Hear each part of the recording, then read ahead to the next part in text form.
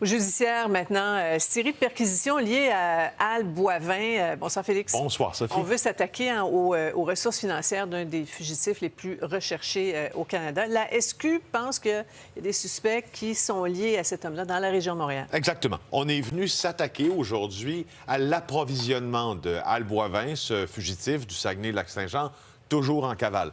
Alors, commençons par les premières images. Il y a eu des perquisitions, des arrestations ce matin qui sont survenues dans deux endroits du Grand Montréal, boulevard des Galeries d'Anjou, donc sur l'île, et ensuite à Terrebonne.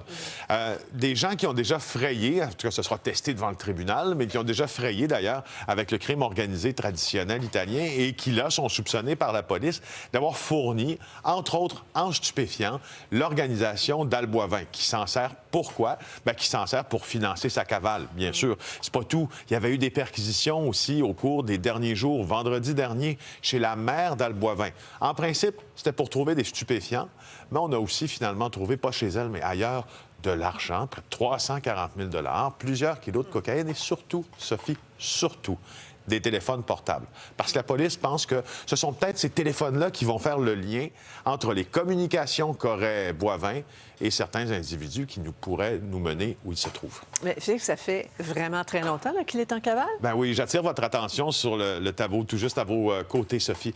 Ça fait longtemps. Ça fait depuis février 2023. Il est en cavale avec sa conjointe. Hein? C'est important à mentionner. Vous allez voir sa photo dans 2 secondes. Yolise Lemieux, belle avance.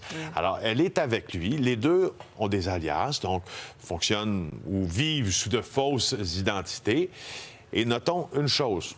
Prochaine donnée que je voulais vous montrer également, c'est que dans cette cavale-là, il a été vu à Saint-Lazare, Al Boivin. Et les policiers ont eu l'information, se sont rendus donc en Montérégie, Saint-Lazare, tout près de Montréal, où il a été vraiment aperçu. On l'a manqué de quelques minutes et il a continué sa cavale. Ça fait plus d'1 an. Et on parlait de son complice, Dave Turmel, qui a été arrêté en Italie. Il va être éventuellement rapatrié au pays? Oui, mais pas tout de suite, Sophie. Le test des tribunaux doit aussi être passé par la police québécoise qui doit soumettre des déclarations assermentées au juge italien qui sera responsable de dire si oui ou non on peut l'extrader. Donc, divulguer une partie de la preuve qui nous montrera pourquoi on veut effectivement rapatrier Dave Turmel à l'origine de cette guerre sanglante, disons-le, sanglante, avec les Hells Angels.